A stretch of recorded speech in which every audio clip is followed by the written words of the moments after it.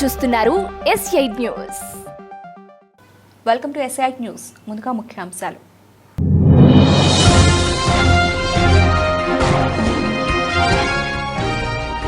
ISS కు end card 2030 నాటికి పని పూర్తి చేయనున్న నాసా.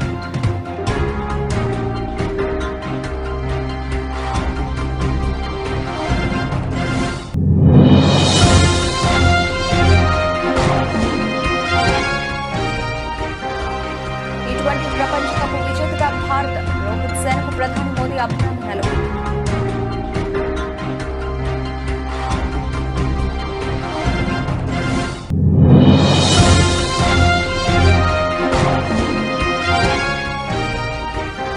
లిక్కర్ పాలసీ సిబిఐ కేసులో తిహార్ జైలుకు కేజ్రీవాల్. 14 రోజుల జ్యుడిషియల్ కస్టడీ.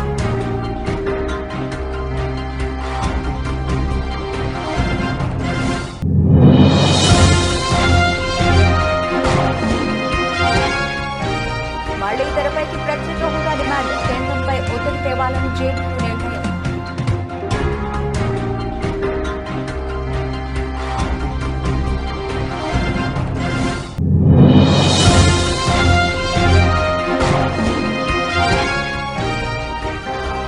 ఐదేళ్లు ఏపీ ప్రజలు ఇబ్బందులు పడ్డారు. సమస్యలన్నీ వెంటనే పరిష్కరిస్తాం. సీఎం చంద్రబాబు.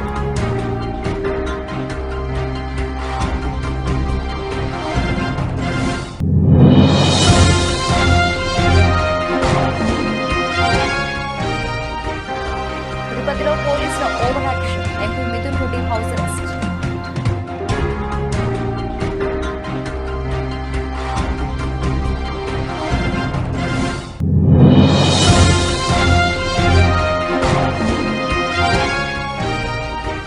హైదరాబాద్ తో సమానంగా వరంగల్ను అభివృద్ధి. అధికారులను ఆదేశించిన సీఎం రేవంత్ రెడ్డి.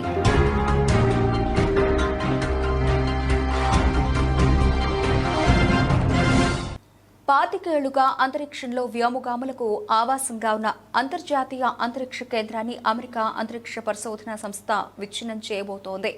2030 నాటికి ఈ పని పూర్తి చేయడానికి ఇప్పటికే ప్రణాళిక రూపొందించింది. ఇందుకుగాను అంతరిక్ష కేంద్రాన్ని తిరిగి భూమికి తీసుకువచ్చేందుకు ఒక భారీ వ్యోమనౌకను తయారు చేసే బాధ్యతను ఎలాన్ మాస్క్ కు చెందిన స్పేస్ ఎక్స్ కు అప్పగించింది. ఇప్పటికే ఇందుకోసం స్పేస్ ఎక్స్ కు నాసా 7,000 కోట్ల రూపాయలు చెల్లించినట్లు అంతర్జాతీయ మీడియా పేర్కొంది. ఈ వాహనం భూపరితలానికి 250 మైళ్ల ఎత్తులో ఉన్న అంతరిక్ష కేంద్రాన్ని భూ వాతావరణంలోకి లాక్కొస్తుంది. భూ వాతావరణంలోకి రాగానే అధిక ఉష్ణోగ్రతల కారణంగా అంతర్జాతీయ కేంద్రం దహనం అయిపోతుంది. అంతర్జాతీయ అంతరిక్ష కేంద్రాన్ని విచ్ఛిన్నం చేసేందుకు నాసా ప్రణాళిక సిద్ధం చేసింది. ప్రస్తుతం దాదాపు భూపరితలానికి 250 మైళ్ల ఎత్తులో ఉన్న అంతరిక్ష కేంద్రాన్ని 2030 మధ్యలో క్రమంగా 200 మైళ్ల ఎత్తుకు, ఆ తర్వాత 175 మైళ్ల ఎత్తుకు తీసుకువస్తారు. తర్వాత అంతరిక్ష కేంద్రం నుంచి వ్యోమగాముల అందరూ కీలకమైన సామాగ్రిని తీసుకుని భూమి మీదకి తిరిగి వచ్చేస్తారు. అప్పుడు స్పేస్ ఎక్స్ తయారు చేస్తున్న డిఆర్బిట్ వెహికల్ అంతరిక్ష కేంద్రాన్ని భూమికి మరింత చేరువుగా లాక్కొస్తుంది. భూ ఉపరితలానికి 75 మైళ్ల సమీపానికి వచ్చిన తర్వాత భూ వాతావరణంలో అధిక ఉష్ణోగ్రతల కారణంగా అంతరిక్ష కేంద్రం డిఆర్బిట్ వెహికల్ దహనం అయిపోతాయి. ఈ శకలాలు దాదాపుగా కరిగిపోతాయని, భూమి మీద పడే ముప్పు చాలా తక్కువగా ఉన్నట్టు నాసా అంచనా వేస్తోంది. కొన్ని భాగాలు మిగిలిపోయినా సముద్రంలో పడతాయని శాస్త్రవేత్తలు భావిస్తున్నారు. Electron rocket from New Zealand. The shoebox-sized cube satellites, or CubeSats, will measure the amount of heat that radiates into space from Earth's poles, two of the coldest, most remote regions on the planet. Data from the mission will help researchers better predict how Earth's ice, seas, and weather will change in a warming world. Using observations by our Transiting Exoplanet Survey Satellite, or TESS mission, and many other facilities, 2 international teams of astronomers have discovered a planet outside of our solar system that is between the sizes of Earth and Venus. The planet, called Gliese 12b, orbits a cool red dwarf star located about 40 light years away in the constellation Pisces. Multiple factors make it a candidate well suited for further study using NASA's James Webb Space Telescope. Our Psyche spacecraft recently passed its 6-month T20 ప్రపంచ cup విజేతగా భారత్ నిలిచింది. శనివారం Barbados వేదికగా జరిగిన final మ్యాచ్లో దక్షిణాఫ్రికాపై భారత్ 7 పరుగుల తేడాతో విజయాన్ని సాధించింది. 17 ఏళ్ల తర్వాత టీ20 ప్రపంచ కప్ను ముద్దాడింది. ఈ క్రమంలో రోహిత్ సేనకు ప్రధాని నరేంద్ర మోదీ ఫోన్ చేసి అభినందించారు. రోహిత్ శర్మ నాయకత్వం అద్భుతం అంటూ ప్రశంసించారు. ఫైనల్ మ్యాచ్లో కీలక ఇన్నింగ్స్ ఆడిన విరాట్ కోహ్లీని, ఇక ఆఖరి ఓవర్ వేసిన హార్దిక్ పాండ్యాతో పాటు సూపర్ క్యాచ్ అందుకున్న సూర్యకుమార్ యాదవ్, జస్ప్రీత్ బుమ్రాను ప్రత్యేకంగా అభినందించారు. ఇక భారత జట్టుకు కోచ్గా రాహుల్ ద్రావిడ్ చేసిన కృషికి మోదీ కృతజ్ఞతలు తెలిపారు. కాగా శనివారం రాత్రి టీమిండియా మ్యాచ్ గెలిచిన తర్వాత మోదీ ఓ వీడియో పోస్ట్ చేశారు. దేశ ప్రజలందరి తరఫున భారత జట్టుకు అభినందనలు తెలిపారు. 140 కోట్ల మంది భారతీయులు మీ ఆట తీరు పట్ల గర్వపడుతున్నారన్నారు. ఒక్క మ్యాచ్లోనూ ఓడిపోకుండా గెలవడం అంత సులభమైన విషయం కాదన్నారు. మీరు మైదానంలో ప్రపంచ కప్ను గెలుచుకున్నారు, మీరు దేశ ప్రజల హృదయాలను గెలుచుకున్నారు అని వీడియోలో మోదీ అన్నారు. टीम इंडिया को इस भव्य विजय के लिए सभी देशवासियों की तरफ से बहुत बहुत बधाई। आज 140 करोड़ देशवासी आपके इस शानदार प्रदर्शन के लिए गर्व अनुभव कर रहे हैं। खेल के मैदान में आपने वर्ल्ड कप जीता, लेकिन हिंदुस्तान के हर गांव, गली, मोहल्ले में आपने कोटि कोटि देशवासियों का दिल जीत लिया। और ये टूर्नामेंट एक विशेष कारण से भी याद रखी जाएगी। इतने सारे देश, इतनी सारी टीमें और एक भी मैच हारना नहीं, ये छोटी उपलब्धि नहीं है। आपने क्रिकेट जगत के हर महारथी, उनके हर बॉल को खेला और आपने शानदार विजय प्राप्त करते रहे। एक के बाद एक विजय की इस परंपरा ने आपके हौसले को तो बुलंद कर दिया, लेकिन इस पूरी टूर्नामेंट को भी रसप्रद बना दिया, रोचक बना दिया। आपने शानदार विजय प्राप्त की है। मेरी तरफ से मैं आपको बहुत बहुत बधाई देता हूं, बहुत बहुत शुभकामनाएं देता हूं।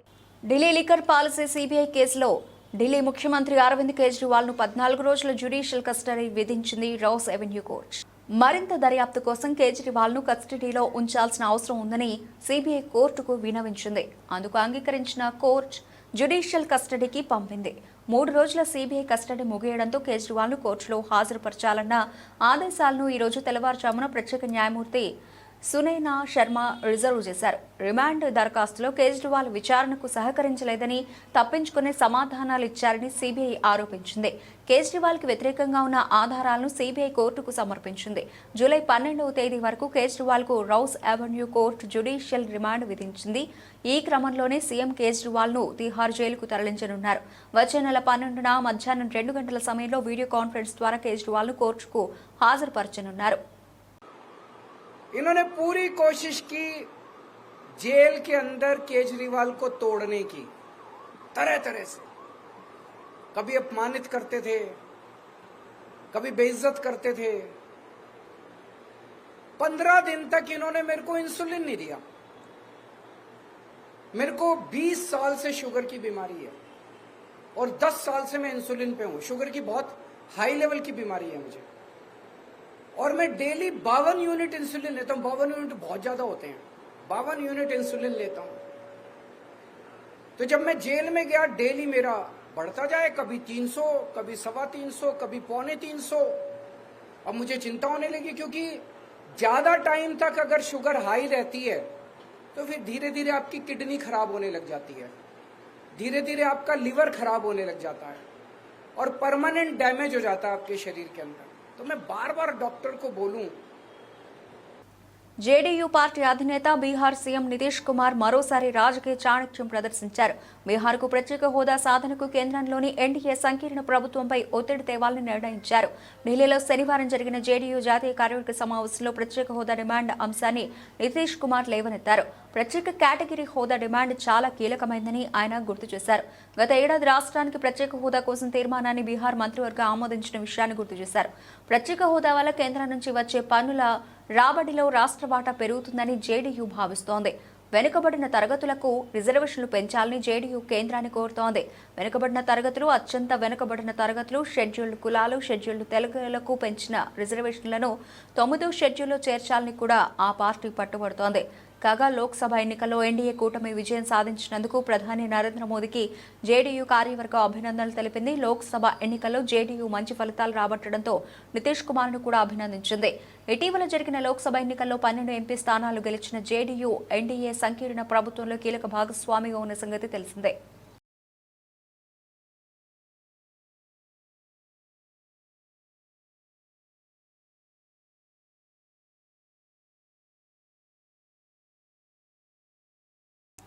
గత 5 ఏళ్లలో ఆంధ్రప్రదేశ్ ప్రజలు ఎన్ని ఇబ్బందులను ఎదుర్కొన్నారో వచ్చే విజ్ఞాపనలను చూస్తూ ఉంటే అర్థమవుతోందని రాష్ట్ర సీఎం చంద్రబాబు అన్నారు.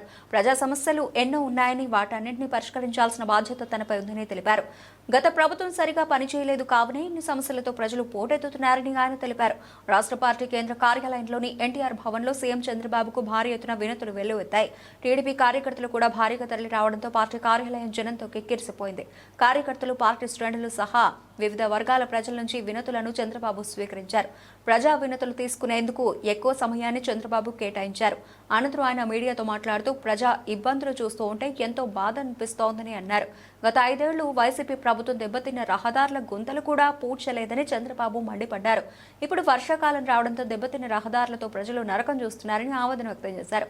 దెబ్బతిన్న రహదారుల గుంతలు పూడ్చే కార్యక్రమం కూడా వెంటనే చేపడతామన్నారు.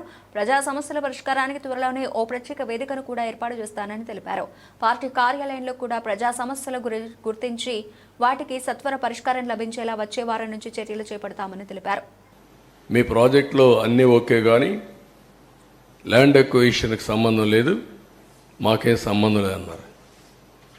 నాకు అప్పుడు ఆశ్చర్యం వేసింది. ఎట్లా అంటారా మీరు? Land acquisition part of project, ఇది ప్రాజెక్టులో ల్యాండ్ ఎక్విజిషన్ లేదంటారు, మీరు పునరావాసం లేదంటారు. పునరావాసం ల్యాండ్ ఎక్విజిషన్ లేకుండా ప్రాజెక్ట్ అయిపోతుందా అని రాత్రంతా స్టడీ చేసి ఆఫీసర్లందరినీ రాత్రంతా మేలుపెట్టి తెల్లవారికి ఒక నోట్ తయారు చేసి మళ్ళా నేను గడ్కరీ దగ్గరికి వెళ్ళి, అదే మరి అరుణ్ జైట్లీకి వెళ్ళి, నువ్వు సుప్రీంకోర్టు లాయర్వి, నువ్వు అర్థం చేసుకో, నువ్వే చెప్పు, ఒక ప్రాజెక్ట్ నేను యాక్ట్ చెప్తున్నా, నేను ఆర్గ్యూ చేసిన తర్వాత ఆయన కూడా ఇంకేం మాట్లాడకుండా నువ్వు చెప్పింది రైట్ అనే పరిస్థితికి వచ్చాడు. అంటే ఎంత కష్టపడ్డాం, ఎంత శ్రమపడ్డాం, ఏ విధంగా ఒక్కొక్కరిని కన్విన్స్ చేశాం, ఎన్ని అవరోధాలని స్టెప్ బై స్టెప్ దాటుకుంటూ వచ్చాం, ఏ విధంగా పూర్తి చేసినాం అనుకున్నప్పుడు ఇప్పుడు జరిగింది చూసి చాలా బాధేస్తుంది. రాష్ట్ర ప్రజలందరూ అర్థం చేసుకోవాల్సిన అవసరం ఉంది. ఈ ప్రాజెక్ట్ని పూర్తిగా సర్వనాశనం చేయడానికి తిరుపతిలో వైఎస్ఆర్సీపీ ఎంపీ మిథున్ రెడ్డి నివాసం వద్ద పోలీసులు ఓవర్ యాక్షన్ కు దిగారు. మిథున్ రెడ్డిని పోలీసులు హౌస్ అరెస్ట్ చేశారు. ఇంట్లోకి కొత్త వారిని రాకుండా పోలీసులు అడ్డుకుంటున్నారు. కాగా ఆదివారం తెల్లవారుజాము నుంచి ఎంపీ మిథున్ రెడ్డి నివాసానికి పోలీసులు చేరుకున్నారు. మిథున్ రెడ్డి ఇంటిని చుట్టుముట్టారు. అనంతరం ఆయనను హౌస్ అరెస్ట్ చేశారు. అయితే నేడు మిథున్ రెడ్డి పొంగనూరులో కార్యకర్తల సమావేశం నిర్వహించేందుకు సిద్ధమయ్యారు. ఈ క్రమంలో ఆయనను అడ్డుకునేందుకు ముందస్తుగా పోలీసులు అక్కడికి చేరుకున్నారు. ఎంపీ మిథున్ రెడ్డికి ASP Kulasekhar, east CI Maheshwar Reddy నోటీసులు ఇచ్చారు. ఇక మిథున్ రెడ్డి ఇంట్లోకి కొత్త వారిని కూడా పోలీసులు అనుమతించడం లేదు. ఎవరైనా వస్తే వారికి అడ్డుకుంటున్నారు. ప్రజలను కలిసేందుకు కూడా మిథున్ రెడ్డిని అనుమతించడం లేదు. దీంతో భారీ సంఖ్యలో వైఎస్ఆర్సీపీ అభిమానులు మిథున్ రెడ్డి ఇంటికి చేరుకుంటున్నారు. కూటమి ప్రభుత్వంపై ఆగ్రహం వ్యక్తం చేస్తున్నారు. రాష్ట్రంలో ఎక్కడా లేని విధంగా కక్ష సాధింపు చర్యలకు పాల్పడుతోందని సీరియస్ అవుతున్నారు. ఈ నేపథ్యంలో మిథున్ రెడ్డి మీడియా సమావేశం ఏర్పాటు చేశారు. ఈ సందర్భంగా మిథున్ రెడ్డి మాట్లాడుతూ గతంలో ఎప్పుడూ లేని విధంగా పేదలు ఆస్తులు ధ్వంసం చేస్తున్నారు. వైఎస్ఆర్సీపీ నాయకుల మామిడి తోటలు, ఆస్తులు, కుటుంబ సభ్యుల వాహనాలు ధ్వంసం చేస్తున్నారు. పొంగనూరు నియోజకవర్గంలో పేదలు ఆవులు ఎత్తుకుని పోతున్నారు.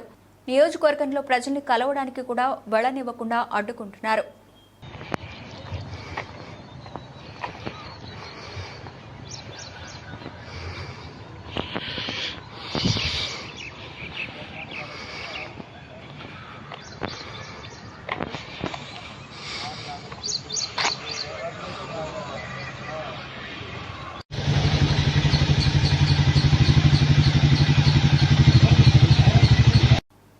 వరంగల్ అభివృద్ధిపై తెలంగాణ సీఎం రేవంత్ రెడ్డి ఫోకస్ పెట్టారు. వరంగల్ జిల్లా సమీక్షా సమావేశంలో రేవంత్ రెడ్డి పాల్గొని మాట్లాడుతూ హైదరాబాద్తో సమానంగా వరంగల్ను అభివృద్ధి చేయాలన్నారు. ఇన్నర్ ఔటర్ రింగ్ రోడ్డు గురించి ఆదేశాలు జారీ చేశారు. వాటికి సంబంధించిన భూసేకరణను పూర్తి చేయాలని చెప్పారు. అందుకు సంబంధించిన నిధుల పూర్తి వివరాలు ఇవ్వాలని అన్నారు. జాతీయ రహదారి నుంచి జాతీయ రహదారి అనుసంధానం అయ్యేలా ఔటర్ రింగ్ రోడ్డు ఉండాలని చెప్పారు. అలాగే టెక్స్టైల్ పార్కును కనెక్టివిటీ ఉండేలా రోడ్డు మార్గం ఉండేలా చూడాలన్నారు. అండర్ గ్రౌండ్ డ్రైనేజీ వ్యవస్థను అభివృద్ధి చేసేందుకు ప్రణాళికలు సిద్ధం చేయాలని చెప్పారు.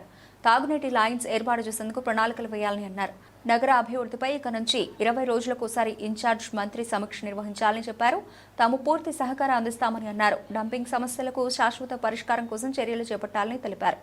That is our responsibility. We cannot ignore while you are constructing an ఇప్పుడు ఎమ్మెల్యే గారు మీకు ఇందాక చెప్పాను కదా 300 crores గవర్నమెంట్ ఆఫ్ ఇండియా నుంచి అదనంగా వచ్చింది. కాలనీలో అన్ని అమ్యూనిటీస్ కూడా మేమే including sanitation and everything. So I would suggest straight you establish one gram panchayat, whatever gram panchayat requires. Gram panchayat building, community hall, education, school building and everything. Mini what do you call OP patients చూడడానికి ఒక doctor వచ్చి visit చేస్తాను.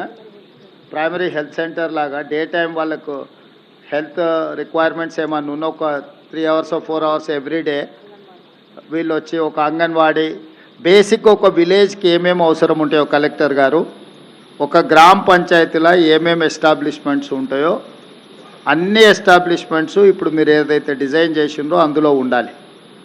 వాటికి కావాల్సిన budget proposals development plus ఈ beneficiaries అందరికీ Indiramma scheme కింద houses ఇవ్వడానికి వాళ్ళందరినీ కూడా లిస్ట్ అవుట్ చేసి you get that proposal.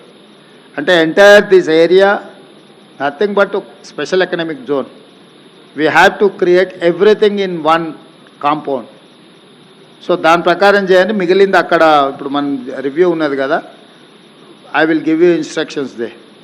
Thank you sir. Thank you. అన్న అక్కడ యాక్చువల్ రివ్యూలో అక్కడ చేద్దాం. ఎమ్మెల్యేస్కి ఎంపీస్కి అందరికి కూడా రిక్వెస్ట్ ఏంటంటే అక్కడికి వెళ్దాం, అక్కడనే ఇది చేద్దాం. మరమ్మతుల పాలవుతున్న వాహనాలు. వికారాబాద్ జిల్లా పరిధిలో అత్యవసర వాహనాలు అస్తవ్యస్తంగా తయారయ్యాయి. 108 వాహనాల నిర్వహణలో అధికారులు నిర్లక్ష్యం వహించడం వల్ల మరమ్మతులకు నోచుకుంటున్నాయి. ఎక్కడ ఏ వాహనం నిలిచిపోతున్నా కూడా తెలియని పరిస్థితి నెలకొంది. శనివారం యాలాల మండలం పరిధిలోని లక్ష్మీనారాయణపూర్ చౌరస్తాలో 108 వాహనం మరమ్మతుకు రావడంతో పైలట్ ఇతర మెకానిక్ సహాయంతో మరమ్మతులు నిర్వహించారు. ఈ విధంగా ఉండే పరిస్థితుల్లో ఒక్కొక్క సమయంలో పేషెంట్లను తీసుకొస్తే ఇబ్బందులు ఎదుర్కోవాల్సిన పరిస్థితి నెలకొంటుందని పలువురు పేర్కొంటున్నారు. పై అధికారులు 108 వాహనాల నిర్వహణ విషయంలో శ్రద్ధ వహించి ప్రజలకు ఇబ్బంది కాకుండా చూడాలని ప్రజలు కోరుతున్నారు.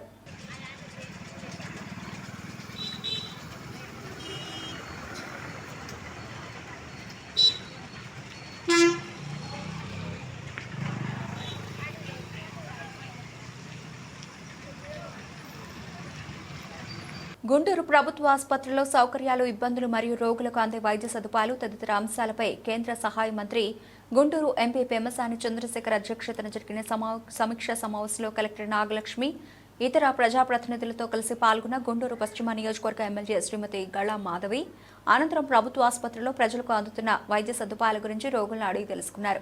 ఈ సందర్భంగా గళా మాధవి మాట్లాడుతూ గుంటూరు ప్రభుత్వ ఆసుపత్రిలో సమీక్షా సమావేశం నిర్వహించుకోవడం జరిగింది. ఈ సమావేశంలో అనేక సమస్యలు మా దృష్టికి తీసుకొని రావడం జరిగింది. ఈ సమస్యలను కలెక్టర్ సూపరింటెండెంట్ దృష్టికి తీసుకెళ్లడం, ఇవన్నీ సత్వరమే పరిష్కారం అయ్యే విధంగా ఒక కమిటీని ఏర్పాటు చేసుకోవాలని నిర్ణయించుకున్నాము. 1-2 నెలల్లోనే ఇవన్నీ పరిష్కారం అయ్యే విధంగా చర్యలు తీసుకోబోతున్నాం. త్వరలోనే గుంటూరు జిల్లా ప్రభుత్వ ఆసుపత్రికి మంచి రోజులు రాబోతున్నాయని గళా మాధవ్ ధీమా వ్యక్తం చేశారు.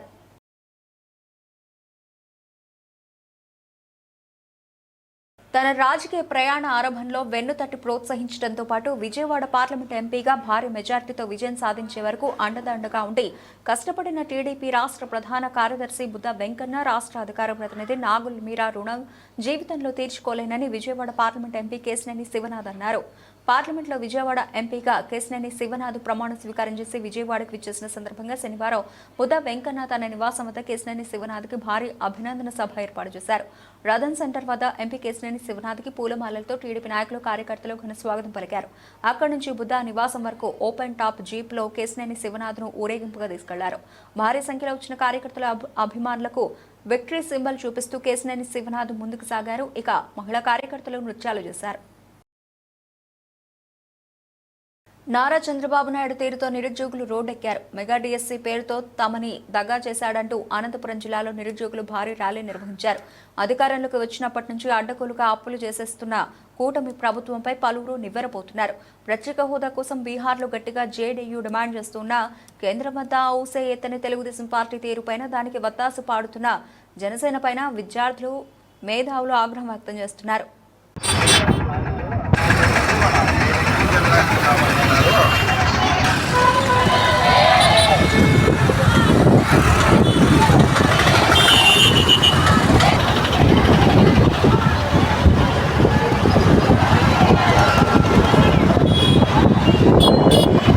రాష్ట్రంలో లా అండ్ ఆర్డర్ కంట్రోల్లో లేదంటూ వైఎస్ఆర్సీపీ ఎంపీ వైవి సుబ్బారెడ్డి ఆగ్రహం వ్యక్తం చేశారు.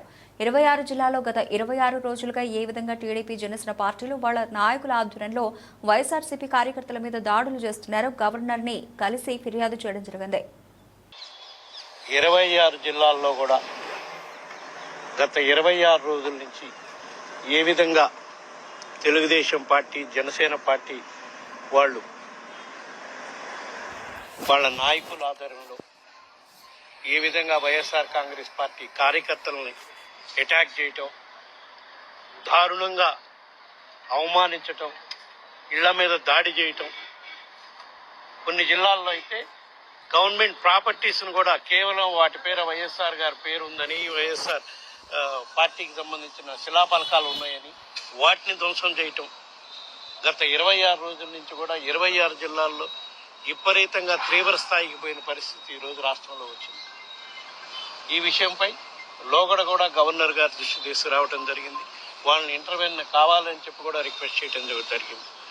అదేవిధంగా అప్పటికీ పోలీసుల దగ్గర నుంచి స్పందన లేకపోతే కేంద్ర ప్రభుత్వం దృష్టి తీసుకెళ్లి రాష్ట్రపతి దృష్టికి తీసుకెళ్ళడానికి ప్రయత్నం చేశాం, ప్రధానమంత్రి గారి దృష్టికి తీసుకెళ్లేదానికి ప్రయత్నం చేశాం, హోంమంత్రి గారి దృష్టికి తీసుకెళ్లేదానికి కూడా ప్రయత్నం చేశాం. అయినా సరే ఈ రోజు వరకు కూడా రాష్ట్రంలో శాంతి భద్రతల పరిస్థితి అదే విధంగానే కొనసాగుతుంది. వినుకొండ పట్టణాన్ని అభివృద్ధి పథంలో నడిపించి రాష్ట్రంలోనే ఆదర్శ పట్టణంగా తీర్చిదిద్దడమే తన లక్ష్యమని ఎమ్మెల్యే జీబీ ఆంజనేయులు అన్నారు.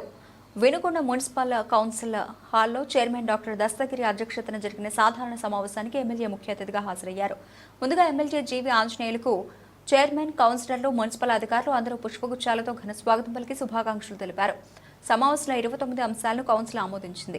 అనంతరం ఎమ్మెల్యే జీవీ ఆంజనేయులు మాట్లాడుతూ వినుకొండ పట్టణంలో కొన్ని దశాబ్దాలుగా నెలకొన్న త్రాగునీటి సమస్యను శాశ్వతంగా పరిష్కరించేందుకు నాడు టీడీపీ హయాంలో 161 కోట్ల నిధులను ప్రభుత్వం నుండి తీసుకురావడం జరిగిందన్నారు. ఆ తర్వాత వచ్చిన వైసీపీ ప్రభుత్వం తాగునీటి పథకానికి 30% వాటా చెల్లించకపోవడం వలన తాగునీటి పథకాలు ఆచరణకు నోచుకోక ప్రజలు నేటికి ఇబ్బందులు పడుతున్నారన్నారు. దానివల్ల ప్రజలు మంచినీటి సమస్య పరిష్కారం కావాల. ఖచ్చితంగా మొన్న మంత్రి నారాయణ గారితో మాట్లాడా. మళ్ళీ ఇది కేంద్రం నుండి కూడా మళ్ళీ రీఅప్రూవల్ చేసుకోవాల్సినటువంటి అవసరం ఉంది. చాలా కాలం అయింది కాబట్టి దీని టైం పీరియడ్ కూడా బహుశా అయిపోయి ఉండొచ్చు. కాబట్టి దాన్ని మళ్ళీ ఫోర్స్లో పెట్టి రెన్యువల్ చేసి దాన్ని మంచినీటి పథకాన్ని కంప్లీట్ చేసుకోవాల్సిన అవసరం ఉంది. శాశ్వత మంచినీటి పథకం సాధిస్తాం, పూర్తి చేస్తాం. ఓకే, థ్యాంక్ యూ సార్, మీ అందరి సహకారంతో. అట్లాగే 146 జియో ప్రకారం ఎన్ఎస్పి స్థలంలో మనం అభివృద్ధికి గతంలో 146 జియో తీసుకొచ్చాం. ఆ 146 జియోని దాని ప్రకారం అభివృద్ధి చేస్తాం. ఎన్ఎస్పి స్థలాన్ని షాపింగ్ కాంప్లెక్స్ తీసివేసి ఎవరు ముందుకు రాలేదు. ఆల్రెడీ సంగారెడ్డి నియోజకవర్గ పరిధిలో నెలకొన్న సమస్యలు, పలు అభివృద్ధి పనులపై ఎమ్మెల్యే చింత ప్రభాకర్ అదనపు కలెక్టర్ చంద్రశేఖర్ను కలిశారు. సంగారెడ్డి జిల్లా కేంద్రంలోని కలెక్టరేట్లో అదనపు కలెక్టరేట్ చంద్రశేఖర్ కార్యాలయంలో ఎమ్మెల్యే సమావేశమయ్యారు. సైంటిఫిక్ సాలిడ్ వేస్ట్ మేనేజ్మెంట్ పార్కుపై ప్రధానంగా చర్చించారు. Scientific solid waste management park పూర్తి కావడానికి తన పూర్తి సహకారం ఉంటుందని ఎమ్మెల్యే చింతా ప్రభాకర్ తెలిపారు. సంగారెడ్డి పట్టణంలో నీటి సరఫరా చేయడంలో మున్సిపల్ అధికారులు అప్రమత్తంగా ఉండాలని, తాగునీటి సరఫరాలో ఇబ్బందులు లేకుండా నీటి సరఫరా చేయాలని, అనుమతి లేని నీటి కనెక్షన్లపై అప్రమత్తంగా ఉండాలని, కాలనీలో మౌలిక వసతులు కల్పించాలని మున్సిపల్ అధికారులకు ఎమ్మెల్యే ఆదేశించారు.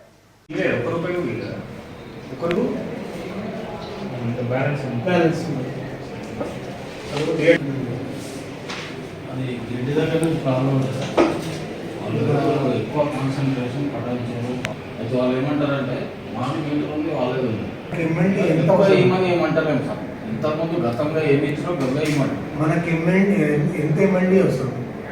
మనకు ఒరిజినల్గా వాళ్ళు అగ్రిమెంట్ ప్రకారం 10 ఎంఎల్డీ ఇవ్వాలి. మనకు అవసరం మనకు 7.5 ఎంఎల్డీ వాళ్ళు ఇవ్వాలి మనకు లెక్కప్పుడు. ఇప్పుడు 6 మనకి ఎంత అవసరం? 7.5 అవసరం మనకు టోటల్గా. మనకి అంటే టోటల్ అంటే మనది కాక మనది ఎంత వస్తుంది? మనది 5.5 వస్తుంది. మనం చిత్ర 7.5 అంటే 12.5 మనకు అవసరం. ప్రభాస్ కల్కి 2898 AD సినిమా థియేటర్స్ లో హిట్ టాక్ తో దూసుకుపోతోంది. Visuals, action scenes, Mahabharatam scenes గురించి అందరూ మాట్లాడుతున్నారు. నాగశ్విన్ అదిరిపోయే రేంజ్ లో సినిమా తీశారని అంటున్నారు. ఇక కలెక్షన్స్ పరంగా కూడా దూసుకుపోతోంది.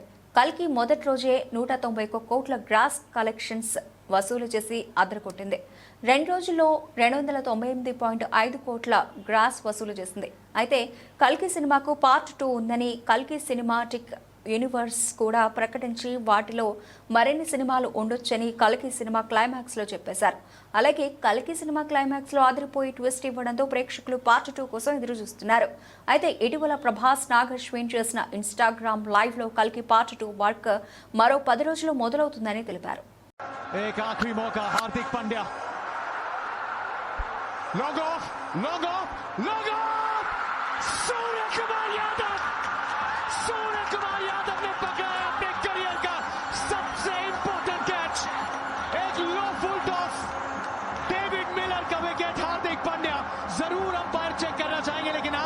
బులెటిన్ ముగించే ముందు హెడ్లైన్స్ మరోసారి.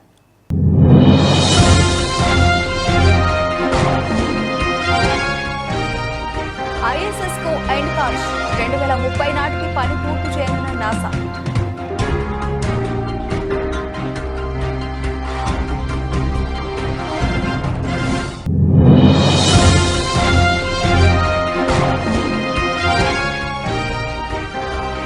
T20 ప్రపంచ కప్ విజేతగా భారత్. రోహిత్ సేనకు ప్రధాని మోదీ అభినందనలు.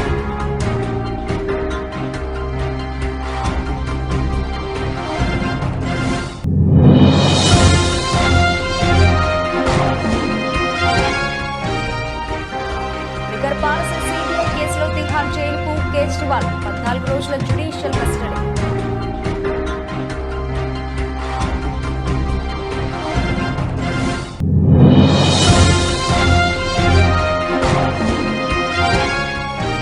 మళ్లీ తెరపైకి ప్రత్యేక హోదా డిమాండ్. కేంద్రంపై ఒత్తిడి తేవాలని జేడీయూ నిర్ణయం.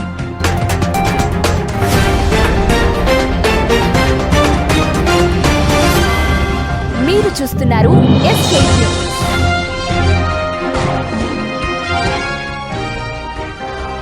5 ఏళ్లు ఏపీ ప్రజలు ఇబ్బందులు పడ్డారు. సమస్యలన్నీ వెంటనే పరిష్కరిస్తాం. సీఎం చంద్రబాబు.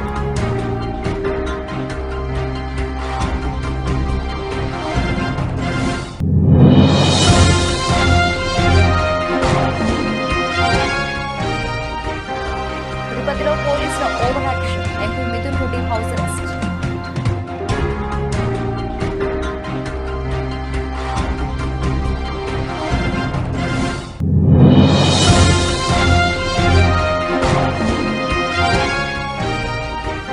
హైదరాబాద్తో సమానంగా వరంగల్ను అభివృద్ధి. అధికారులను ఆదేశించిన సీఎం రేవంత్ రెడ్డి.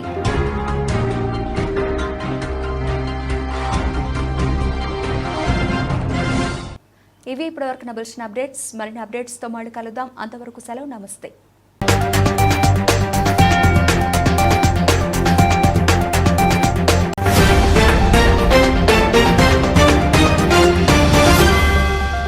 చూస్తున్నారు S8 న్యూస్.